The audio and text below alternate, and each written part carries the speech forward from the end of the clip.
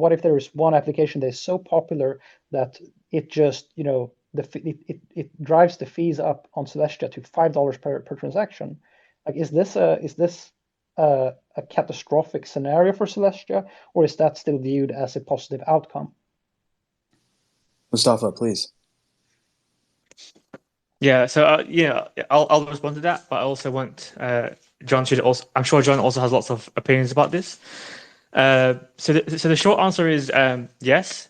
Like first of all, like no blockchain can guarantee cheap fees. If any blockchain, guaranteed, cheap fees, then it would be vulnerable to denial of service attacks. Because like someone could just spam it with free transactions.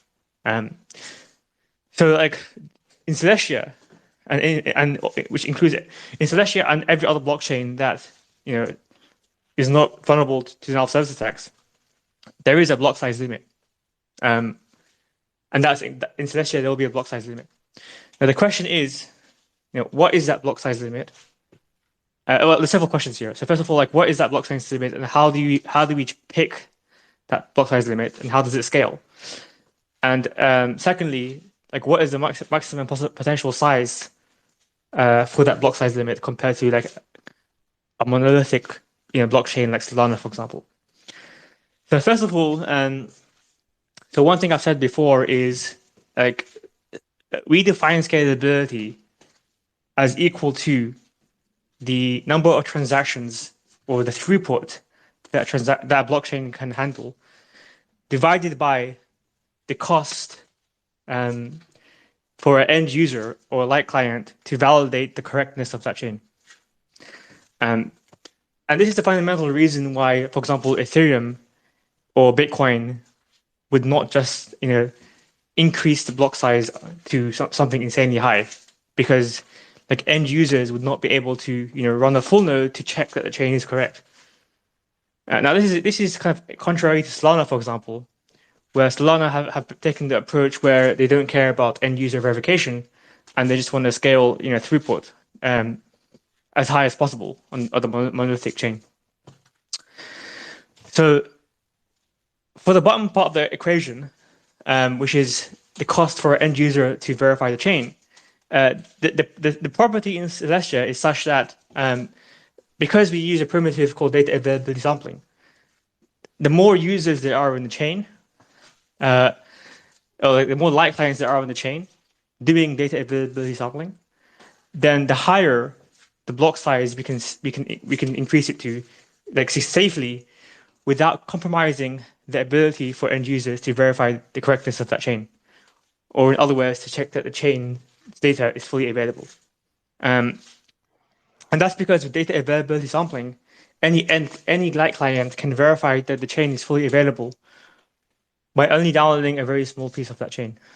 So that's one side of the equation, which is that we can scale with number of users, or like any blockchain, including when Ethereum 2.0 adopts it, any blockchain that supports data availability sampling can scale end user verification with number of users.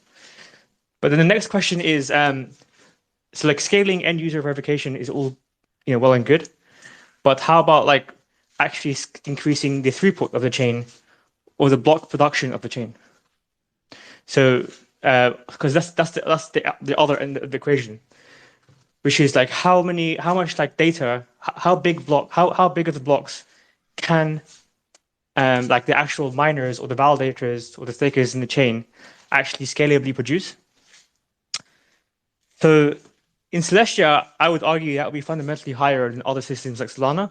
And the core reason for that is because the validators on the Celestia chain, they don't do execution of the user's transactions. They just do data availability, and so which is a very bandwidth heavy resource requirement, but not computation or kind of memory heavy requirement. And the fundamental difference here is that like including like just providing data availability is a stateless operation, which means that you don't have to like remember any user state. So like, for example, in Solana, you have to have a huge amount of memory I think it was like 256 gigabytes of memory to run a validator, because you have to remember a huge amount of state, for example, user balances, to actually validate blocks. But in Celestia, because we decouple data availability and execution, the actual validators of the chain, they don't have to maintain state.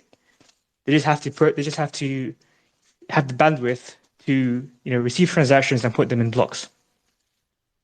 And that's fundamentally allows you to increase block production to much higher than if the validators also have to do execution and computation on transactions.